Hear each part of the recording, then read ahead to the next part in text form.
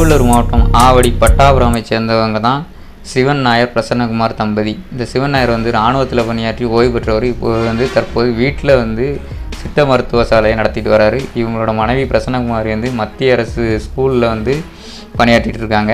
சிவன் நாயர் பிரசன்னகுமார் தம்பதி கேரளாவை சேர்ந்தவங்க. கடந்த ஞாயிற்றுக்கிழமை மாலை 5 மணிக்கு இவங்களுக்கு ஒரு மகன் இருக்கான். அவன் பேர் ஹரி. இவன் வந்து ஹாஸ்பிட்டலுக்கு தேவையான மருந்துகளை வாங்கிட்டு வர்றதுக்கு வெளியே போயிருக்கிறான். அந்த டைமில் ஒரு மர்ம நபர்கள் 2 பேர் வந்திருக்காங்க வீட்டுக்கு. ஒருத்தன் வந்து வெளியே நின்றுருக்கான், ஒருத்தன் வீட்டுக்குள்ளே போயிட்டு, அதாவது ட்ரீட்மெண்ட்டுக்கு வந்த மாதிரி போய் பேசிட்டு அவங்கள கழுத்தை அறுத்து கொண்டுட்டு 2 பேருமே கொண்டுட்டு போயிட்டான். கடைசியில் நைட்டு 8 மணி வாக்கில் பக்கத்து வீட்டுக்காரங்க யாரோ வந்து பக்கத்தில் உள்ளே போய் பார்த்துருக்குறாங்க. 2 பேரும் இறந்து கிடந்திருக்காங்க. கழுத்தை அறுக்கப்பட்டு ரத்த வெள்ளத்தில் கிடந்திருக்காங்க.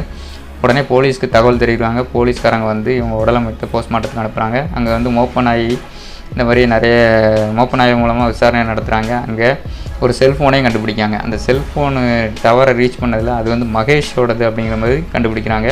இவர் வந்து நார்த் இந்தியன், அதாவது வட மாநிலத்தை சேர்ந்தவர். அவரை அரெஸ்ட் பண்ணி தற்போதைக்கு விசாரணை பண்ணிட்டு வராங்க. அந்த விசாரணை முடியல தான் இது என்ன எதுக்காக கொல்லப்பட்டதுன்னு தெரிய வரும். அது மட்டும் இல்லாமல் அந்த வீட்டில் உள்ள நகை பணம், அதாவது அந்த பிரசன்னகுமாரி அணிஞ்சிருந்த நகை பணம் எதுவுமே கொள்ளடிக்கப்படல. அதனால் இது பணத்துக்காகவோ நகைக்காகவோ கொள்ளடிக்கப்படலன்னு தெரிய வருது.